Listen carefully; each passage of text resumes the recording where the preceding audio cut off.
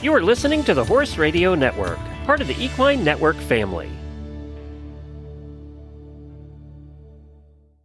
All of the students enrolled in the Lesson Horse program are part of the Horsemanship Academy, which means that for every mounted lesson they get, they also have an unmounted lesson. So most of my students ride once a week and then come once a week as well to an unmounted lesson where they learn, age and level appropriate skills. We currently have adopted the Horse Sense Learning Levels program. So we work with that, and it's this great curriculum-based program that the students really know, okay, I've learned how to safely lead a horse. I truly understand the barn rules. I can fit my own helmet. I can tack up my own horse. I know what the grooming tools are called, and I know what they do. And then you working your way through eventually being able to lunge, being able to appropriately medicate, right? Give a tube of worm or ulcer guard, something like that. And all the way up through the levels, leg wrapping, polo wrapping, the hands-on things that are so easy for the students that don't own their own horse to never truly learn how to do well with instruction on those things outside of maybe YouTube if they're the kid that's really interested.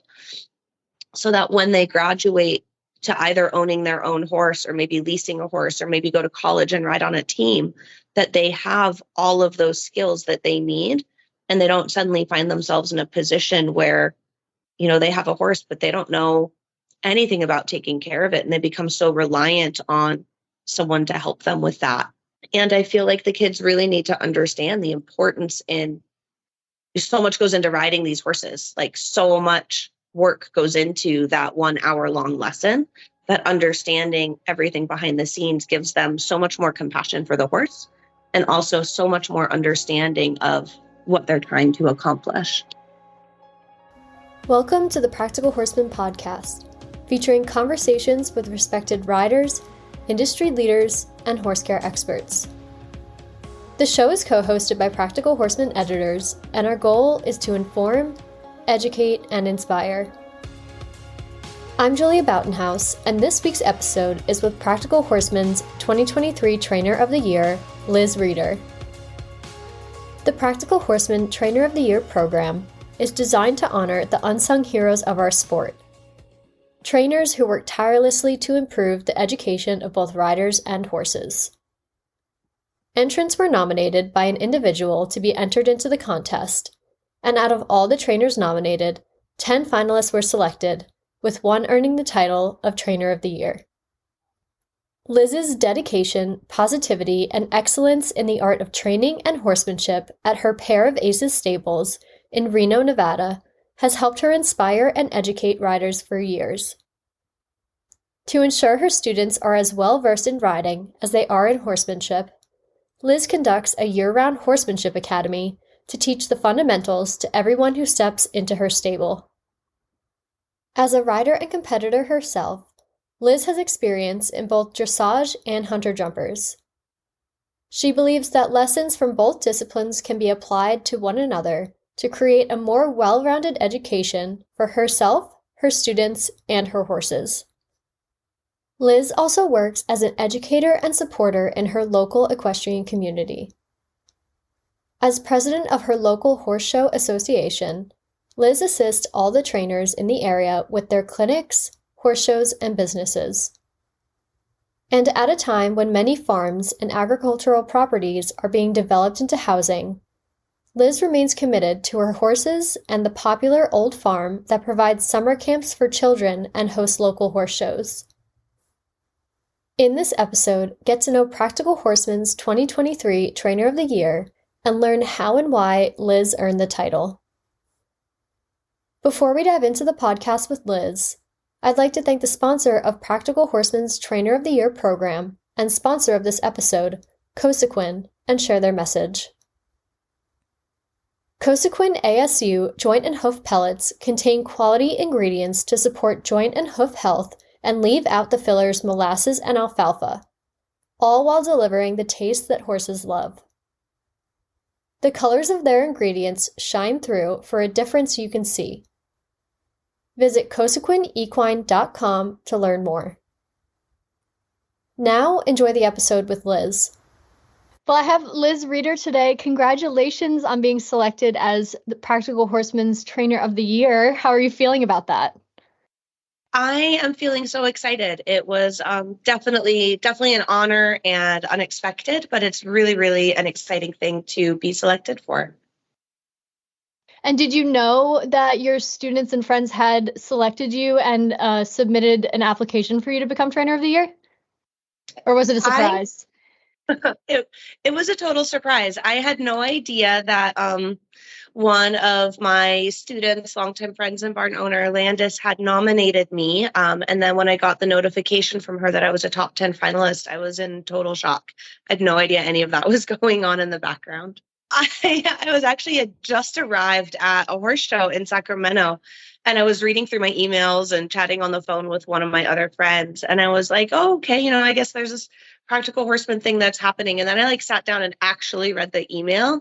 And I was like, wait a minute, this isn't what I thought it was. I just thought, Landis was like, oh yeah, you're top 10 in our eyes. We really appreciate you. And then I really read through the email and second glance, I was like, oh my gosh, I'm actually a top 10 finalist for something. And I had no idea it was happening. So I was really, really, just really surprised. Well, that's amazing of them to put you forward for it, and you're so deserving of the award. So can you tell us a little bit about your business? Yeah, so my business, I started it really, really small. Oh my gosh, 15, 17 years ago, back in 2006. And then went full-time with it shortly after that. We incorporated in 2014, and we've been based out of Reno, Nevada the whole time. So there's two sides to it. There's the riding academy where I've got, lessons on lesson horses and students that can come in and get started with the sport. And then I run a full service board and training piece as well, which I keep pretty small. I usually have 10 to 13 horses in training. And then the academy has grown like crazy. It's been really, really fun to get so many kids introduced to the sport and, finding out if this is something that they're really passionate about or not. And having the opportunity for them to do so in Reno is really cool. And in the application that was sent to us for Trainer of the Year, it was mentioned that your farm, Pair of Aces Stables in Reno, there are some contentions over the land around it, and that you've been working really, really hard to keep that land as an equestrian facility. Can you elaborate on that a little bit?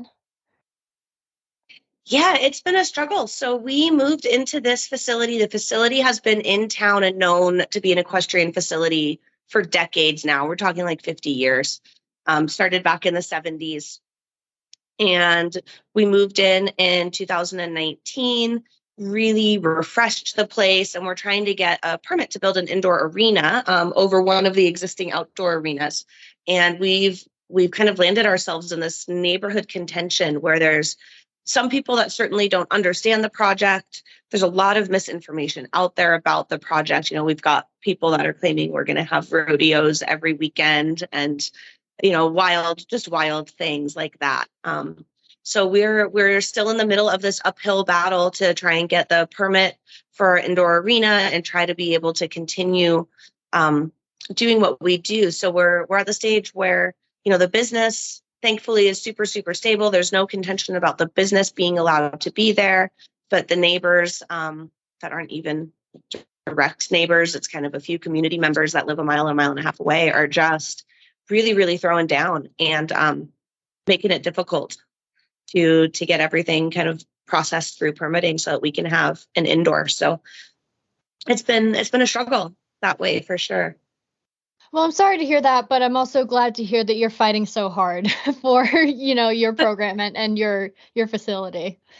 So I want to go into your background a little bit here now too. Do you always know that you wanted to be a trainer? Was that always a calling for you? It was, much to potentially my parents' dismay early on. I had always wanted to be a trainer. I was the little kid that grew up, I want to be a horse trainer. I want to be a horse trainer. I was really, really blessed and supported by my parents to get horses about when I turned 12 and rode through the circuit in the hunter jumper world and a little bit of dressage. And it's just something that I always wanted to do. I did follow the traditional path, right? I went to high school, I graduated, I went to college. I graduated, I had a real job. And through college, I always kind of trained and did a little lessons on the side. And then after a couple of years of that, it had grown enough to where I could take that step and really run it as my own business and kind of have I don't have a better way to say it, but I guess like the dream that I'd kind of always had as a kid, I was able to really mold that into what I wanted and have been able to build that as a business over the past almost 10 years now. And can you tell us a little bit more about your own riding career? You said, you grew up in the hunter jumper world and then a little bit of dressage. So could you tell us what that looked like for you?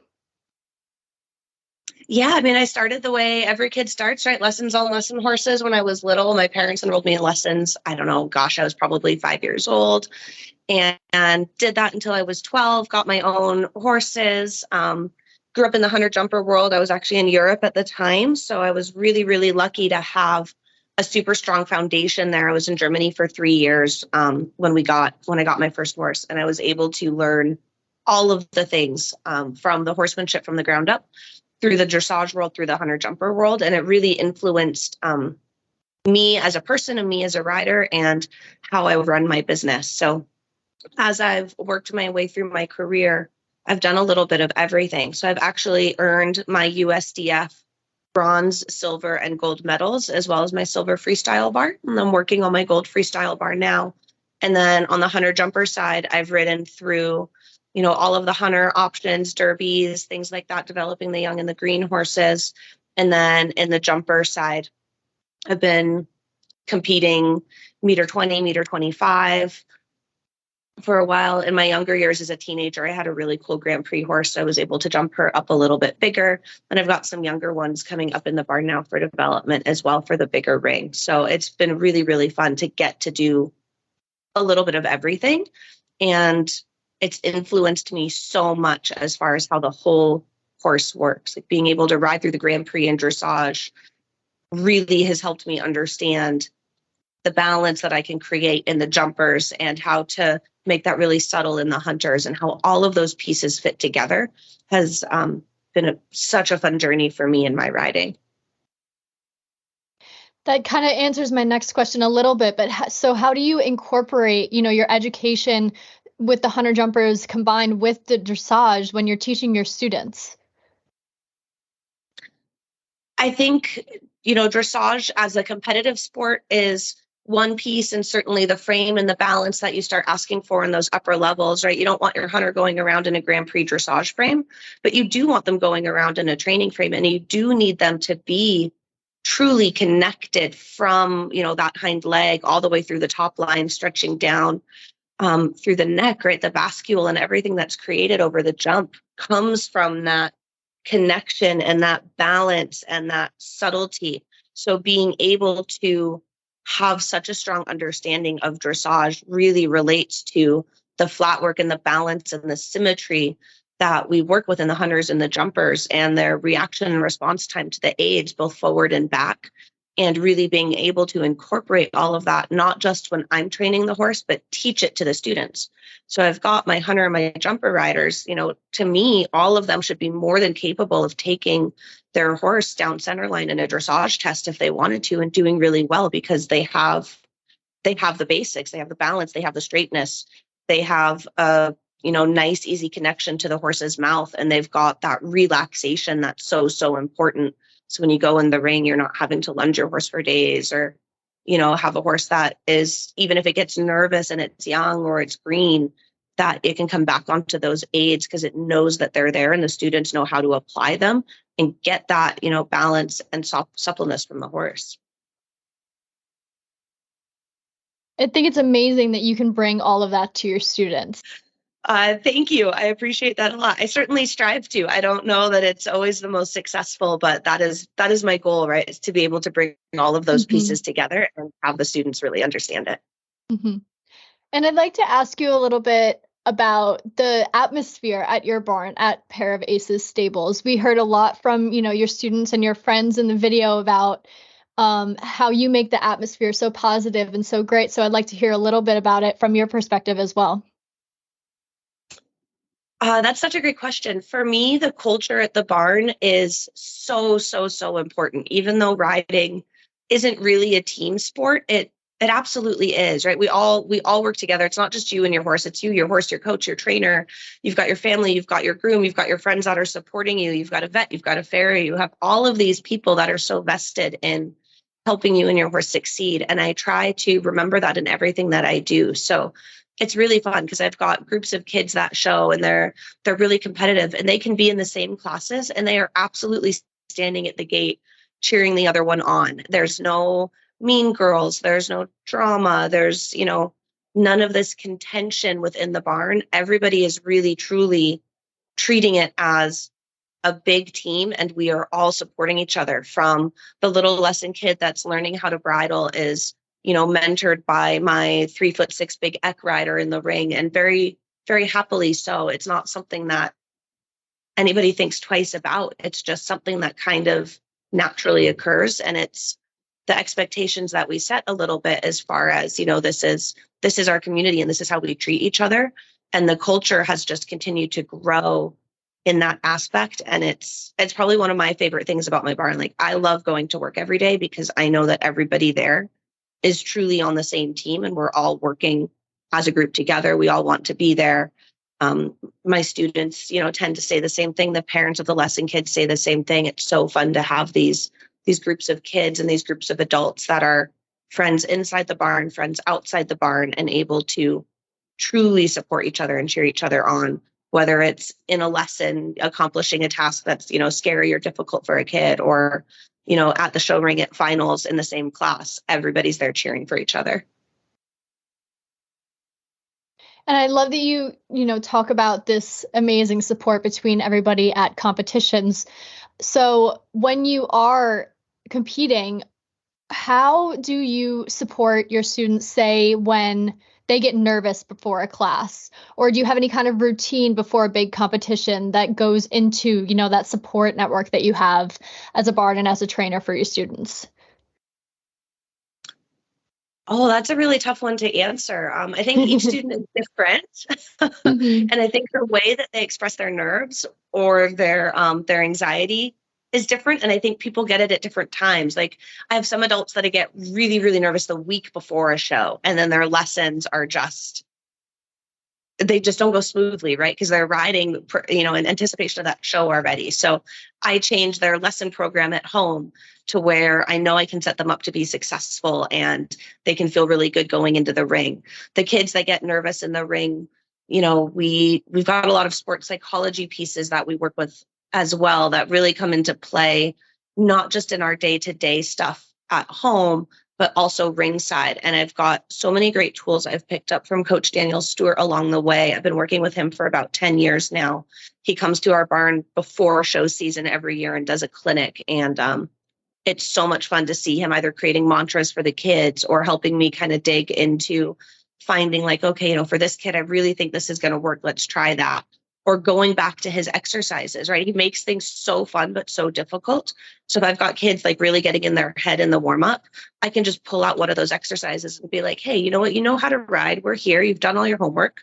Let's just, count to 3 before each fence and land in half out and look for the next one and make it fun. And I can just get them into such a better mental space. So my kids go to the ring generally really prepared, and they are pretty darn pressure proof. So that's been a huge influence for me, being able to pull on all of that as needed and kind of have so many different tools in my toolbox. I've done quite a few clinics with Daniel Stewart myself. He's really amazing to work with. He really challenges you. Oh my gosh, he so does. Those clinics are so difficult, but at the same time, so incredibly upbeat. And you just walk away feeling like you can conquer the world. You're like, oh my gosh, I saw my distance from 8 strides out, and I did this and I did this, and I remembered to do that, and I am amazing. And so I try so hard to make sure I can bring that to my students in those times of need. Mm-hmm. And can you talk about, as a trainer, some of your most important or favorable successes that your students have had that have made you, just as a trainer, absolutely so proud of your students, which I'm sure that you get every day, but if you could pick a couple that just really stood out for you in your career? Oh my gosh. Yeah, like there are those moments where ringside, like you get a little bit teary because, you've got the mom standing there, the dad standing there, the kids standing there, and like everyone's now happy crying as a group. The most recent one, I had a student who was off to college this year in May. She'd ridden in a number of derbies and had always placed, but couldn't quite clinch the win. And she did the National Junior Am Derby at the Sonoma Horse Park this year and just laid it down. She won the first round and then went in and just laid it down in the handy as well. And then just came out overall the winner. And that one was so cool because especially going into her last season, something she'd really been fighting for, to have her be able to just walk into that ring. And she laid down the high score of the day it was the same track for the professionals, right? And she just laid it down. It was beautiful round, so well ridden. And then a few years back, I had a student at nationals who was, one champion of her division when she was just coming up through the 2'6" affiliates. So those are always fun moments too. And then I think another one that was really cool for me last year at nationals, Annalise Appleseth, who's a dear friend of mine and also a trainer in Reno, and we really help each other out quite a bit.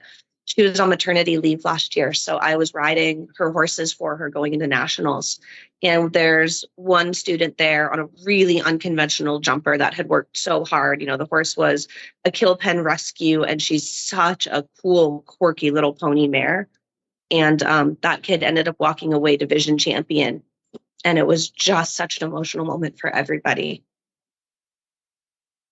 I can imagine, you as a trainer, but then also, the way you speak about your incredible relationship and culture at your barn, everybody must have been so absolutely elated when these big things happen, not only for that person, but just happiness throughout the barn in these moments.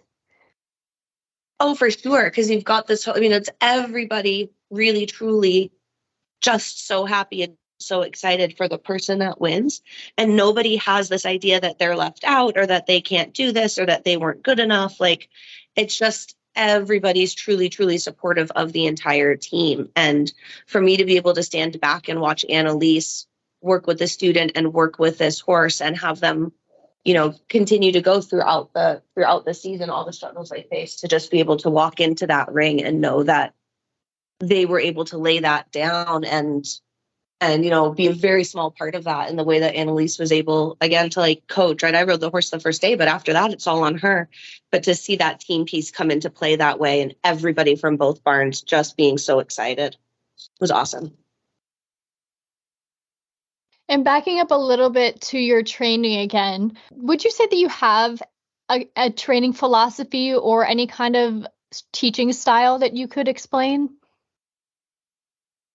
I for sure do. Explaining it gets possibly tricky, but I think for me, it always comes back to looking at things from the whole horse perspective. So I try to make sure that anything we're asking the horse to do is a question that they understand and a question that they physically can do. And you incrementally increase those things as you go. And it's the same thing with the students and the riders. It has to be in increments. You have to have the right building blocks. You have to make sure that all of the basics are there, and you have to go back to the basics really, really often, which as long as you make them fun, doesn't have to be boring. And I try to explain that to the kids and the parents early on, because they're like, well, this is the thing we did 2 years ago. And it's like, it is, but you're doing it with a different intent now, and you're doing it with a different feel now. So to me, always going back to those basics and those building blocks, making sure that the questions are fun and able to be answered with an appropriate level of challenge. You're always putting the horse first, and you're trying to keep things within a learning zone. So kind of pushing them past that comfort zone, not getting into a fear zone, at least when you can avoid it. They're obviously big animals, and sometimes things happen, but always working towards that next step. Go back and test the training. Horse shows are really great for that, because you kind of find those holes where you're like, oh, yep, under pressure, you lose this piece, or when the horse gets nervous, we lose this piece, or when the course asks a question of 2 left rollbacks in a row, we don't have the strength to then do, really do that second jump well. You can use all those pieces to go back and kind of tweak a little bit, whatever you need to, and focus on that at home. And do you have a favorite exercise at home or any type of work that you think is extremely important, back at home when you're training? Transitions and half faults. I don't think you can do enough of them. Really, really, truly making sure that a student understands how to apply a half fault and that they can do different things, right? Both for extension and for collection or balance and all of that. So I love exercises that have the students doing lots and lots and lots of transitions. Be that my walk trotters from the beginning, really stop at this pole or really stop between these cones and then trot to here. Just really, really working on the application of the aids and the immediate response from the horse. I think those two things, if you've got that, and you add a little bit of bend and suppleness, everything else will kind of follow. So I love any type of exercise. It'll be, level appropriate that involves half faults and transitions. And this is a little bit similar, but when you're teaching your students, do you ever find that there's like one thing that needs to be worked on more often or is more difficult for a lot of different students? Absolutely. I have to say the learning to follow the canter with the arm. I think to me, that is something I have never, very, very rarely, I don't want to say never, but had a student that can just do that naturally, really learning to truly follow the horse's mouth, a little bit at the walk, but especially when they start to canter, that feel is really difficult. And it's a little bit challenging to teach, but I think that's something that I come back to all the time at every level of riding is that elastic connection through the elbow. You learn to use your shoulders and your core the right way so that your arm can truly follow at the canter. And I understand that you are the president, correct, of your local Hunter Jumper Association? I am. So I have been president for 6 or 7 years now of the Sierra Nevada Horse Show Association, and I was on the board for a couple of years before that. It's its own challenge for sure, but it's an organization that's been around for over 30 years now, and the Reno area actually has an incredibly strong hunter jumper, like local level circuit horse show association. We probably have 12 to 15 shows a year. We do a benefit show. We do a huge year-end awards banquets at the Atlantis every year with prizes for the top 5 from every division. And it's grown every single year. So there's always stuff that we're looking to manage. There's always stuff that we're looking to make better. And working with the board has definitely taught me a lot of things from a perspective of having to really, we've got moms on the boards, we've got trainers on the boards, we've got volunteers on the boards that maybe their kid rode. Our secretary is amazing. Her kid rode through the circuit and has long since graduated and out, but she stayed on as the secretary. And she's so strong with the organization and the office skills, how to kind of like funnel all of those things together and get everybody with so many different perspectives trying to work together towards the same end goal. So that's been a learning curve for me for sure, but it's been a good challenge in my life. What inspired you to get involved with that to begin with?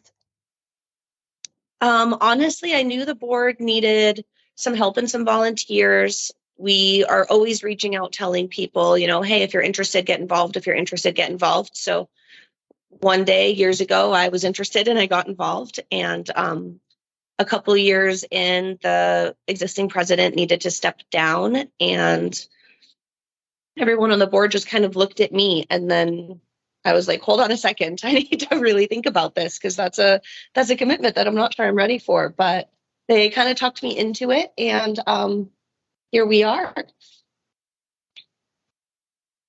And you also mentioned at the beginning that not only do you have, a full training and boarding business, but you also have a horsemanship academy as well. So can you tell me a little bit about what that looks like? Yeah, so the Horsemanship Academy is our lesson on lesson horses. So I've got it framed as a Horsemanship Academy because coming through the European system as a kid, from 12 to 15, I really learned if you wanted to show and you wanted to compete, you had to go through your right to Abzeichens in Germany. So you had to know the horsemanship, you had to ride dressage, you had to ride the hunter jumpers and take these national tests to prove your proficiency in those things if you wanted to advance. And to me, that was just such a big piece of how I learned. And I'm able to be, really hands-on with all the horses, and I really understand, what quality care is and how to take care of my tack and how to truly groom a horse and how to evaluate if their legs are swollen. And I learned all of that at 12, right? Like, was I really good at it at 12? Probably not. But I learned that those are things I'm supposed to be at least thinking about. So when I did the Lesson on Lesson Horse program, it was really important to me to make sure I incorporated that. And it's changed a little bit throughout the years with guidance from a really great business group that's helped me on the business side of how to put it together. But all of the students enrolled in the Lesson Horse program are part of the Horsemanship Academy, which means that for every mounted lesson they get, they also have an unmounted lesson. So most of my students ride once a week and then come once a week as well to an unmounted lesson where they learn, age and level appropriate skills. We currently have adopted the Horse Sense Learning Levels program. So we work with that, and it's this great curriculum-based program that the students really know, okay, I've learned how to safely lead a horse. I truly understand the barn rules. I can fit my own helmet. I can tack up my own horse. I know what the grooming tools are called, and I know what they do. And then you working your way through, eventually being able to lunge, being able to appropriately medicate, right? Give a tube of worm or ulcer guard, something like that. And all the way up through the levels, leg wrapping, polo wrapping, the hands-on things that are so easy for the students that don't own their own horse to never truly learn how to do well with instruction on those things outside of maybe YouTube, if they're the kid that's really interested. So that when they graduate to either owning their own horse or maybe leasing a horse or maybe go to college and ride on a team, that they have all of those skills that they need. And they don't suddenly find themselves in a position where, they have a horse, but they don't know anything about taking care of it. And they become so reliant on someone to help them with that. And I feel like the kids really need to understand the importance so much goes into riding these horses. Like, so much work goes into that 1 hour long lesson, that understanding everything behind the scenes gives them so much more compassion for the horse and also so much more understanding of what they're trying to accomplish.